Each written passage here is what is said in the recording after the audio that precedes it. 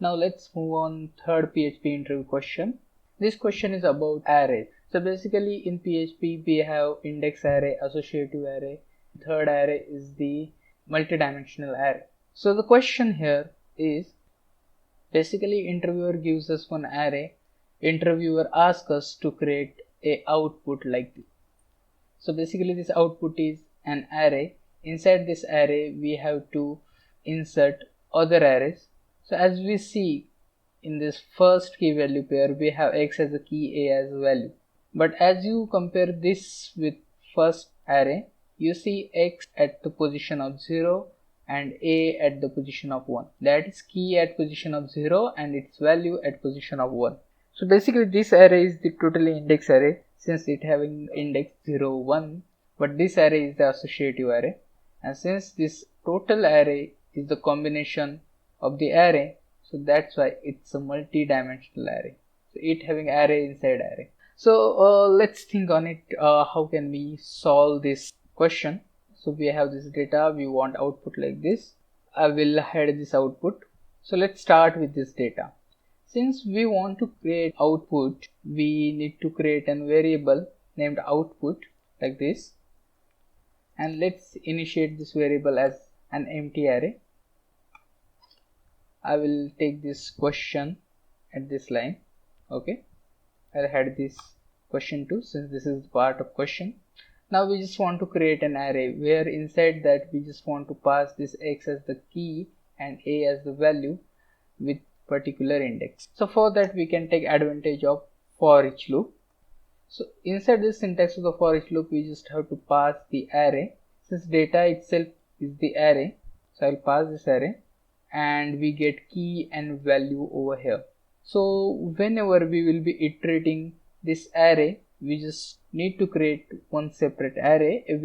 And after that we need to push that array inside our output array. So how can we do that? So we can create one temporary array inside. Now we just want to push this key and value inside this temporary array. So how can we do that? So for that we just have to use this temporary array.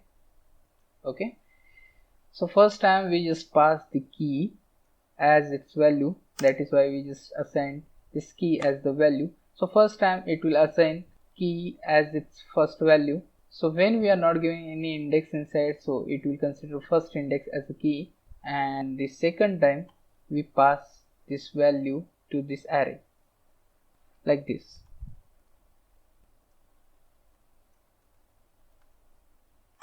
So what is happening here? First time we initiate this temporary array. Now we pass the key to this temporary array, so this will be created. Okay, and next time we just passing value to this array. So as first index got occupied with this key, second index will occupied with this value. Okay, so this array has been created. Now we just want to push this array into output array. So how can we do that? We already having this output array. So we are having our output array. All we need to pass our created temporary array inside this output array. So this is the temporary array. Okay, we insert value inside this temporary array. All we have to assign the temporary array to this our output array. Okay, now let's just print the output array to check what output we are getting.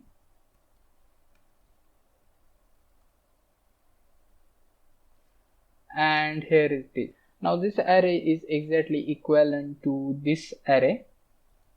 Okay, since this is the output, when you don't have any index to the array, so at a first array the index automatically is 0, for second array index is 1, for third index is 2. So for the 0 index, as you can see, index, we got assigned one array. Okay, so this is the array. Inside for the 0th position we have x, and first position we have a. So this is the same. So for the second array we will get, so for this second array it will be at the first position inside the index array, and for the position of 0 we are having y, and position of 1 we are having b, as we can see over here. And for third, at 0th position we are having z, and 1st position we are having c. So this is how we create output.